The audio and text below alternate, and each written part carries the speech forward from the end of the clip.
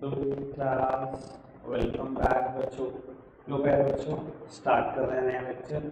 और आज एक नए कंसेप्ट की चर्चा कर रहे हैं। पहले मेरी तरफ देखो, मैं आपको चर्चा बता रही हूँ।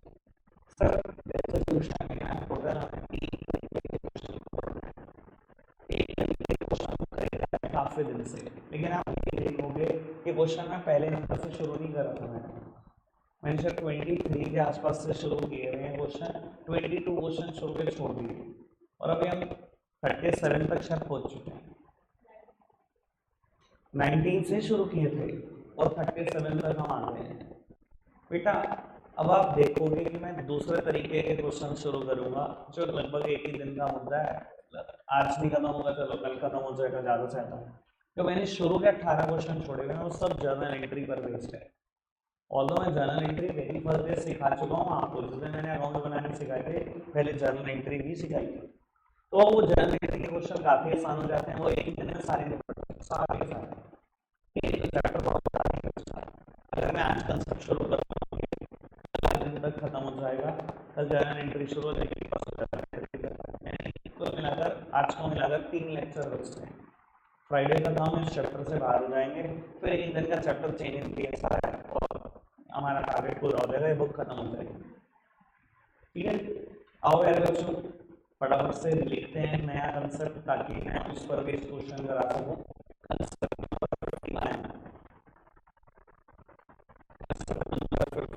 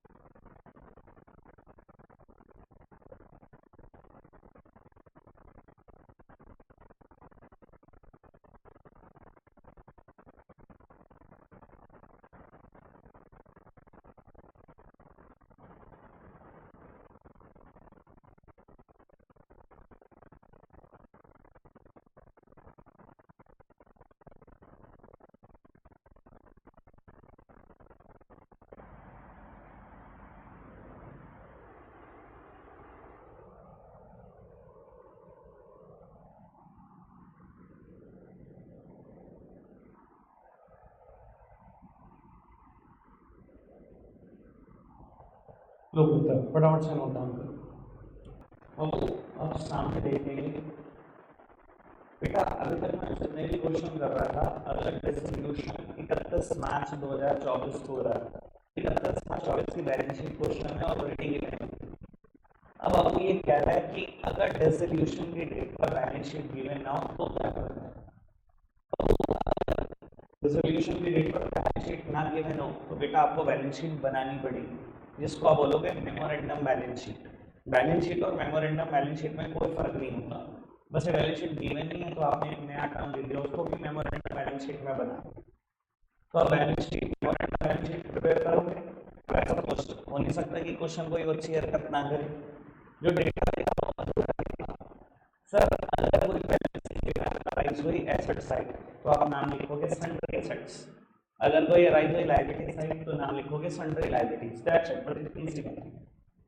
बैलेंस शीट बनानी आपने, बाकी प्रोसेस सेम है, realisation, partners loan, partner capital और लेकिन मैं आपको एक बात बता देता हूँ, आपको लग रहा होगा यार ये तो क्वेश्चन बहुत बड़ा हो जाएगा, बैलेंस शीट भी हमसे बनवाएंगे और उसके बाद फिर चारों अकाउंट भी।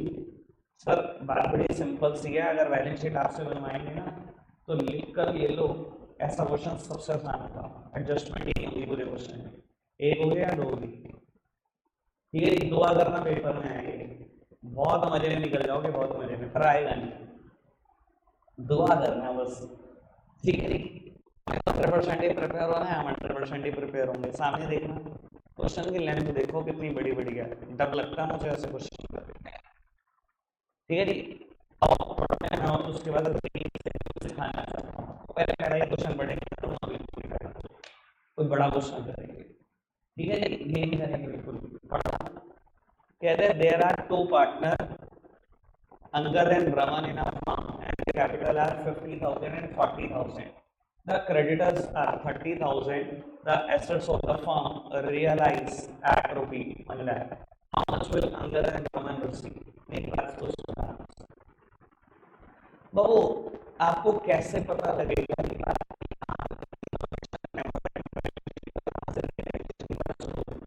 अरे सीधा सीधा पैराग्राफ फॉर्म में लिख के जा रहे हो, हमें तो पता ही नहीं लग रहा। ये प्रॉब्लम बहुत सारे बच्चों को आती है, हमेशा हमेशा कोई दिक्कत नहीं आएगी। देखो क्वेश्चन अगर ढंग से रीड करोगे ना, आपको खुद पता लग जाएगा कि कहाँ से रियलाइजेशन शुरू हो गया। देखो यहाँ तक तो बोलता रहा अंदर की कैपिटल इतनी, रमन की इतनी, क्रेडिटर कितने, एसेट्स 1 लाख रुपए की, जहां कहीं भी ये पहला वर्ड आ जाए समझ लेना रियलाइजेशन है। आगे क्वेश्चन ऐसा भी होगा जो 5 से 7 लाइन से मिलकर होगा, रियलाइजेशन की बात शुरू करेंगे ना तो समझ लेना तीसरी से 7वीं लाइन तक रियलाइजेशन है, उससे पहले पहले की सारी बात पहले की है, समझ आएगा। थोड़ा सा और नमूना दिखा दूँ आपको, पढ़ना जगह 42 A, B and C were partners sharing profits in the ratio 5:3:2 on 31st of March 24। ढंग से पढ़ना, ढंग से, बिल्कुल ढंग से, 3 ही लाइन है, ढंग से पढ़ते हैं। 31/7/24 को क्या हुआ, ए की कैपिटल और बी की कैपिटल है 30,000 और 20,000, but C owed 5,000 to firm. A और बी ने तो कैपिटल लगाई हुई है 30 और 20,000, कहता है सी ने फर्म के पैसे देने हैं 5,000 रुपये। अच्छा जी, लाइबिलिटीज भी है बिजनेस में कितनी, 20,000। अगली लाइन पढ़ना, ये बात रियलाइजेशन की है, यानी कि इससे पहले वाली सारी बात 2.5 लाइन किसकी है, मेमोरेंडम बैलेंस शीट। समझ में आई बात। कोई क्वेश्चन उठाकर देख लो, कोई भी क्वेश्चन, यहाँ पर देखोगे तो लास्ट लाइन में ही रियलाइजेशन की बात हुई है, यही लास्ट लाइन रियलाइजेशन की है, बाकी सब बैलेंस शीट की है। यहाँ देखो एसेट्स रियलाइज हुए 3 लाख की, क्रेडिटर को 23,500 देने पड़े, फुल सेटलमेंट है। यहाँ से पहले की सारी बात मेमोरेंडम बैलेंस शीट की, हर क्वेश्चन में एक ही प्रिंसिपल है, कोई मुश्किल बात नहीं कर रहा, ठीक है जी, बात समझ में आ रही है। बाबू एक क्वेश्चन करेंगे, चलो पहले एक छोटा क्वेश्चन करते हैं, बड़ा भी कर लेंगे। 42 करेंगे, 42 में मुझे एक नई बात सिखानी है, तभी मैं 42 करना चाह रहा हूँ, ठीक है। यह क्वेश्चन बहुत अच्छा, आपको लग रहा होगा, पता नहीं क्या लग रहा होगा कि 4 अकाउंट मुझसे बनवा रहे हैं, बैलेंस शीट। आप देखोगे 1 मिनट भी नहीं लगता ऐसे क्वेश्चन को करने, ठीक है। आओ जी देखते हैं। बाबू सबसे पहले हम बनाएंगे मेमोरेंडम बैलेंस शीट। बाबू वर्ड बैलेंस शीट मत लिखना, सब कुछ वैसे का वैसा जैसा आज तक सीखा है। Memorandum balance sheet as at financial year का आखिरी दिन जो भी होगा। आओ जी बैलेंस शीट बनाते हैं, फॉर्मेट पूरा, लायबिलिटी अमाउंट, एसेट्स अमाउंट सामने देखो उसमें तरफ। कहते हैं बिजनेस में कैपिटल लगी हुई है ए की और बी की 30,000 और 20,000, लेकिन सी ने पैसे देने हैं फर्म के 5,000, ठीक है जी। बाबू सी ने पैसे देने हैं, फर्म ने तो रिसीव करने हैं, फर्म की तो एसेट है, लिख दो, क्या लिखो, सीज। जितने बच्चे दिमाग में लोन सोच रहे थे ना, गधे हो, बिना कैपिटल के क्वेश्चन नहीं हो सकता, ठीक है जी, कोई दिक्कत तो नहीं। बाबू इतनी सी इंफॉर्मेशन थी, बैलेंसिंग फिगर कहाँ अराइज हो रही है सबको पता है, एसेट साइड। क्या नाम लिखना है, सन्ड्री एसेट्स, बैलेंसिंग फिगर, मिल गई बैलेंस शीट। आओ रियलाइजेशन बनाते हैं, पार्टनर कैपिटल बनाते हैं, लोन तो है ही नहीं और बैंक अकाउंट। सर बहुत मुश्किल है ये, बहुत ज्यादा मुश्किल, डर लग जाना चाहिए आपको सबको। रियलाइजेशन अकाउंट एक लाइन का, समझदार को पता है क्यों क्यों एक लाइन में बोल रहा हूं, जिन्होंने आज तक रटा चैप्टर उसका मैं कुछ कह नहीं सकता। पार्टनर कैपिटल अकाउंट एक लाइन का, और कैश या बैंक जो मर्जी लिखो आपकी इच्छा है, क्योंकि क्वेश्चन में कुछ भी गिवन नहीं है ये, और एक लाइन का। मैं इधर देखना सर, सबसे पहले बैलेंस शीट खाली करो, ट्रू सन्ड्री एसेट्स 45,000 खाली करो, बाय बैलेंस ब्रॉट डाउन, इन दोनों का बैलेंस क्रेडिट साइड, सी का बैलेंस डेबिट साइड।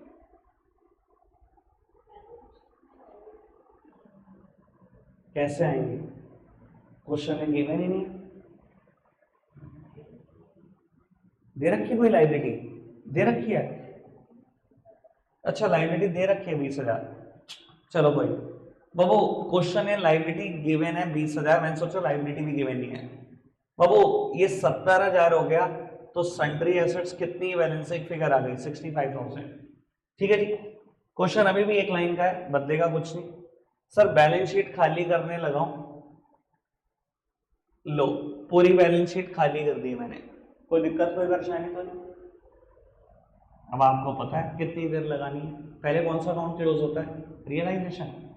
सर अगर एसेट्स की रियलाइजेबल वैल्यू गिवन नहीं है तो क्या करो, सर टेंजिबल है तो पार वैल्यू, इंटेंजिबल है तो जीरो, क्या मानूंगा, टेंजिबल ही मानूंगा, कुछ नहीं कहा। ठीक है जी, इंटेंजिबल एसेट्स तो बिजनेस में रेयर होती हैं, ज्यादातर तो टेंजिबल ही होती है। तो अब पार वैल्यू पर रियलाइज हुई नहीं, रियलाइजेबल वैल्यू भी गिवन है क्वेश्चन में 50,000 इसकी गिवन है ना बाबू, इसने कहा है एसेट्स रियलाइज हुई है 50,000 रुपए की, बस यहीं से बात तो रियलाइजेशन की शुरू हुई थी, इससे पहले की सारी बात तो बैलेंस शीट थी। इसने बताया कि एसेट्स रियलाइज हुई है 50,000 रुपए, कर दी रियलाइज। बहुत सारे क्वेश्चन आगे ऐसे भी आएंगे, इसकी भी रियलाइजेबल वैल्यू गिवन नहीं होगी, पार वैल्यू मान लेंगे। लाइबिलिटी की पेबल वैल्यू गिवन नहीं है, क्या करूं, पार वैल्यू। ठीक है, बैंक में अकाउंट में ले जाना मत भूलना बाबू, टू रियलाइजेशन, एक अकाउंट से दूसरे अकाउंट में जा रहे हैं, साइड बदल दी, नाम अकाउंट का आया, बाय रियलाइजेशन। ठीक है जी, सर अकाउंट क्लोज करो, 85,000 70,000, 15,000 का बिजनेस में क्या हुआ, लॉस हुआ। ठीक है जी, किसको मिल गया होगा लॉस, तीनों को, रेशो गिवन है 5:3:2, शायद रेशो गिवन है ना 5:3:2, तो बाबू एक को मिला होगा 7,500, दूसरे को 4,500, तीसरे को 3,000, 5:3:2 में बांट दिया हमने लॉसेस को। ठीक है जी, 30,000 देने थे, 7,500 रुपए लेने हैं, बाकी दे दो 22,500। बेटा 20,000 लेने देने थे और 4,500 लेने हैं, बाकी दे दो 15,500, और इससे 8,000 रुपए लेने हैं, देना कुछ नहीं, इससे मंगा लो, पहुंचा दो रिस्पेक्टिव अकाउंट में। बैंक का नाम लिखा है, बैंक अकाउंट में जाएगा ही जाएगा।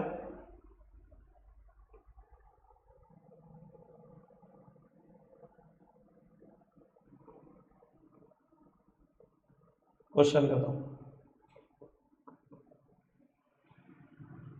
यानी कि ऐसे क्वेश्चन और तुच्छ हो जाएंगे। पहले वाले का तो कुछ लेवल भी था, बैलेंस शीट दोगे तो बहुत कुछ पूछ पाओगे, अगर बैलेंस शीट भी हमसे बनवाओगे तो कुछ भी नहीं पूछ पाओगे, एक एडजस्टमेंट नहीं आएगी यार, पूरे क्वेश्चन में एडजस्टमेंट क्या थी, एसेट्स की रियलाइजेबल वैल्यू 50,000 है, मतलब कोई लेवल ही नहीं है भाई। इससे पिछला क्वेश्चन पढ़ोगे तो आपको लगेगा यार और खत्म कर दिया, पढ़ना जरा, दो पार्टनर की कैपिटल, क्रेडिटर की वैल्यू, और इसने बताया एसेट्स इतने की रियलाइज हुई, यानी कि बैलेंस शीट बनेगी बस 3 इंफॉर्मेशन से, ए की कैपिटल लिखोगे, बी की कैपिटल लिखोगे और क्रेडिटर लिखोगे। Sundry assets would be the balancing figure, 1,20,000। Realisation account 1 line का, पार्टनर कैपिटल अकाउंट 1 लाइन का, बैंक अकाउंट 2 लाइन का, खत्म। समझ सकते हो लेवल क्या है बाबू। 3 क्वेश्चन आप करोगे, 41, 43 एंड 44 होमवर्क है। मैं ज़्यादा नहीं दे रहा हूँ, मुझे पता है 48 तक क्वेश्चन है, सारे हो जाएंगे, पर मैं दे नहीं रहा हूँ बेटा। 3 क्वेश्चन करके लाना। एक क्वेश्चन हम यहीं अटेम्प्ट करेंगे, जिससे मुझे फिर एक नई बात सिखानी है। क्वेश्चन नंबर 39 पढ़ो जी, और पैक कर देंगे आज का लेक्चर। 39 पढ़ते हैं। एक नई बात आएगी, सीखनी है सबने। तो वो कहता है सृजन, Raman and Manan were partner in a firm sharing profit and losses in the ratio 2:1 और उनकी बैलेंस शीट ऐसे ऐसे है। और वो कैपिटल दी हुई है सृजन की, रमन की, creditors, bills payable, outstanding salary. Capital Manan की, इस बार एसेट साइड में, मतलब हमने पैसे लेने हैं, पार्टनरशिप हमने पैसे लेने हैं मनन से। Plant, investment, stock, debtor, bank, और प्रॉफिट एंड लॉस का डेबिट बैलेंस। चलो जी। On the above date they decided to dissolve the firm. बाबू इसी डेट पर फर्म बंद हो रही है। Srijan was appointed to realise the assets and discharge the liabilities. बाबू सृजन एक पार्टनर है, कहता है इसी को अपॉइंट किया है, यही एसेट्स बेचेगा भी और लायबिलिटीज भी पे करेगा। अच्छा जी। Srijan was to receive the 5% commission on sale of assets except cash and was to bear all the expenses of realisation.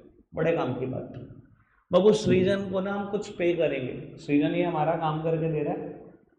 बाहर से कोर्ट कोई लिक्विडेटर अपॉइंट करती है, उसको भी पे करना पड़ता है। याद है मैंने शुरू बताया था रियलाइजेशन के खर्चे होते हैं, रियलाइजेशन टू कैश जो बताया था क्या खर्चे होते हैं, तो बताया भी था कि क्या खर्चा होता है। कोर्ट कहती है ना लिक्विडेटर अपॉइंट करके दे रही हूँ मैं आपको एक लॉयर, कि आपकी सारी एसेट्स बिकवाएंगे, सारी लायबिलिटी पे करेंगे, इसके बदले में इनको 10,000 सैलरी दोगे वो आप दोगे, ठीक है ना। लेकिन ये काम सृजन कर रहा है, तय हुआ हम सृजन को कितना पे करेंगे, 5% commission on sale of asset except cash. जितनी भी वो एसेट बेचेगा उसका 5% कमीशन देंगे कैश छोड़कर, क्योंकि कैश तो ऑलरेडी लिक्विड एसेट है, उसको क्या कन्वर्ट करना है कैश में, ठीक है। And was to bear all expenses of realisation, इसके अलावा कोई भी रियलाइजेशन का खर्चा होगा वो सृजन का होगा, 5% में से ही दिखेगा वो, ठीक है। आगे बढ़ाओ। एसेट्स फर्म की ऐसे ऐसे रियलाइज हुई। Plant 85, stock 33, debtor 47। कहते हैं इन्वेस्टमेंट रियलाइज हुई 95% ऑफ द बुक वैल्यू। जितनी बुक वैल्यू है उसका 95% इन्वेस्टमेंट में भी मिल गया, मतलब 5% लॉस हुआ। आगे बढ़ो। फर्म हैड टू पे 7500 for an outstanding repair bill not provided for earlier. एक अनरिकॉर्डेड लायबिलिटी है 7500 होगी, वो भी पे करनी पड़ी। कहते हैं कंटेंजेंट लायबिलिटी है बिल रिसीवेबल की, आपने बैंक से डिस्काउंट कराया हुआ था और आज आपको 15,000 रुपये बैंक को देने पड़ गए, ठीक है। सर आपने बैंक से अगर बिल डिस्काउंट कराया है तो आपको तो ये ना बी पे कर देगा अपॉन मैच्योरिटी। आज मैं गया बिल लेकर, मैंने कहा बैंक डिस्काउंट कर दे, 1 महीने बाद बी से पैसे ले आई हूँ, वो बी के कर गया, बी ने वैसे देने से मना कर दिया और कहता है मुझे बैंक को 15,000 पे करने पड़े। अगेन अनरिकॉर्डेड लायबिलिटी है जो पे करनी पड़ गई, ठीक है जी। रियलाइजेशन के खर्चे हुए 3,000 और ये खर्चे सृजन ने दिए हैं। अच्छा जी, प्रिपेयर कर दो बाकी सब कुछ जैसे है ताम झाम। आओ जी बाबू, क्वेश्चन में नई बात वही है जो सृजन से रिलेट कर दी है, बाकी सारी बातें पुरानी है, ठीक है जी। क्वेश्चन ढंग से करेंगे, इंपॉर्टेंट क्वेश्चन है। अगर मैं बोलूँ 19 से लेकर अब तक मैंने जितने क्वेश्चन करे सबसे इंपॉर्टेंट क्वेश्चन यही है, ठीक है। चलो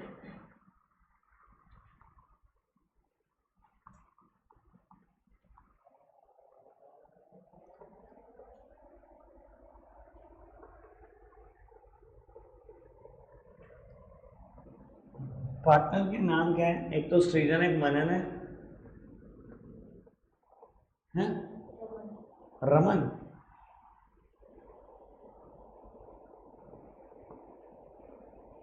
पहले बैलेंस शीट खाली करते हैं। सबसे पहली चीज एसेट साइड में मनन की कैपिटल दी हुई है, बैलेंस को ब्रॉट डाउन करो। फिर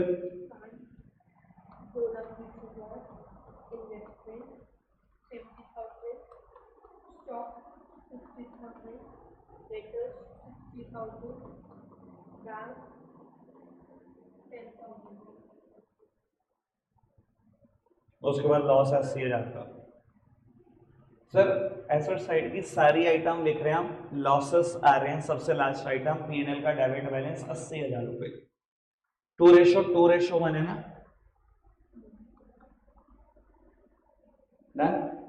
लाइबिलिटी साइड खाली करो, क्या है?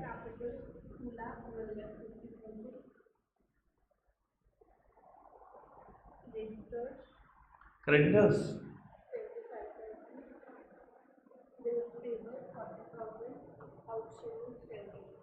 बिल्स पेबल और आउटस्टैंडिंग सैलरी,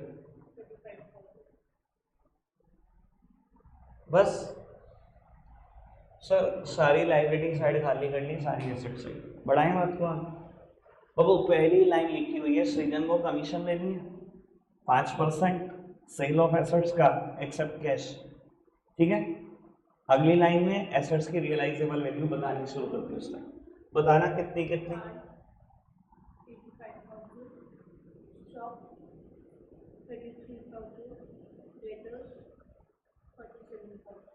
47,000 सारी एसेट्स की रियलाइजेबल वैल्यू ये आनी चाहिए।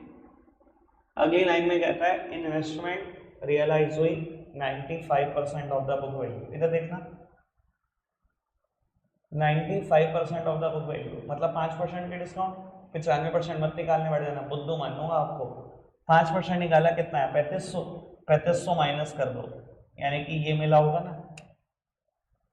वो तो आप देखो भैया, आप कैसे आसान कर सकते हो, मुझे पता है कैसे आसान करना। ठीक है जी, इसका एक बार टोटल कर लो, 80,000, 85, 165 हो गया और 66,500 आ गया। ठीक है जी, इतना तो मैं एडवांस ही बता दूंगा तुम्हें, क्वेश्चन में अगर कुछ मुश्किल होगा तो, क्योंकि वो चीज़ मैंने अपने हाथ से बहुत बार की होगी, तो फिगर बिल्कुल दिमाग में छपी होती है। ठीक है, तो ठीक है, जब मैंने यहाँ बैंक लिखा तो बैंक अकाउंट में तो जाएगा ही जाएगा, साइड बदल कर जाएगा, तो मैंने लिख दिया। अभी तक कोई दिक्कत कोई परेशानी तो नहीं? आगे बढ़ाएं बाबू। अगर चाहो तो अभी सृजन को कमीशन दे दो, वरना बाद में पंगा रहेगा, भूल ना जाना, गड़बड़ हो जाएगी। इसलिए मैं अभी पे कर दूं। कितना पे करना था सृजन को? इधर देखो, 5% of the realisable value of assets except cash. इसमें कैश तो नहीं है, मेरी एसेट्स इतने रुपए की बिकी है, इसका 5% दे दूं। मेरी तरफ देखो सर, पार्टनर है, नगद तो नहीं दूंगा, क्या करूं? कैपिटल बढ़ा दूं? ठीक है,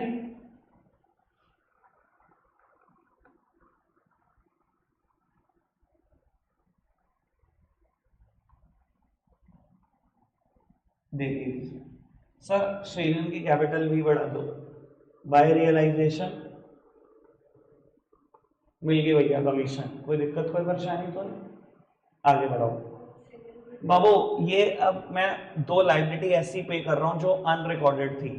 एक तो आउटस्टैंडिंग बिल आया रिपेयर का 7500 रुपए, और एक और लाइबिलिटी अराइज हुई जो बिल डिस्काउंट कराया था 15,000 रुपए का। ठीक है सर, बैंक अकाउंट में ले जाना मत भूलना।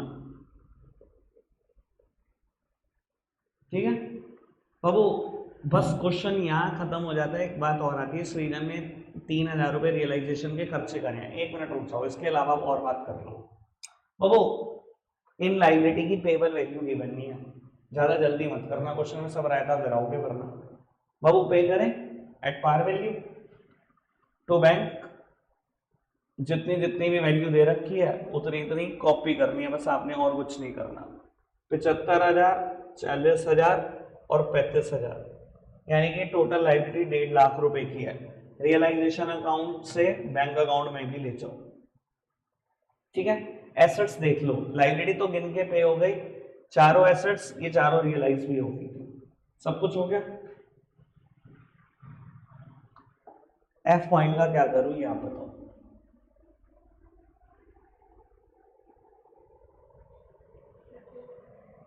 सृजन की कैपिटल कम हो जाएगी, बढ़ा दें? कम करें बढ़ाएं?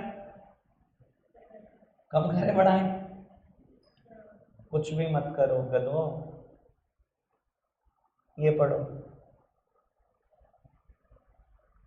कहता है सृजन को कमीशन इसी बात की दे रहे हैं कि वो सारे खर्चे बियर करेगा रियलाइजेशन के। मतलब मेरी फर्म का तो खर्चा ही नहीं है रियलाइजेशन का, खर्चे उसके हैं, खर्चे उसके हैं, खर्चे उसने पे कर दिए, मैं जो अपनी बुक्स में कुछ करूं, उसके खर्चे उसने ही पे करे, मेरी बुक्स में क्या होगा? आप बताओ, मेरी बुक्स में कुछ होना चाहिए? क्वेश्चन का खर्चे उसके हैं, क्वेश्चन का खर्चा उसने पे कर दिया, मैं क्यों करूंगा फिर बात? कुछ नहीं करना। समझ में आएगा? क्वेश्चन पूरा हो चुका है, प्रॉफिट आए लॉस आए बांट देना कैपिटल में, कैपिटल पे कर रही हो पे कर देना, रिसीव कर रही हो कर लेना, वो ले जाना बैंक में, खत्म हो जाएगा। रखते आज के लिए इतना ही है प्यारे बच्चों, बाय बाय।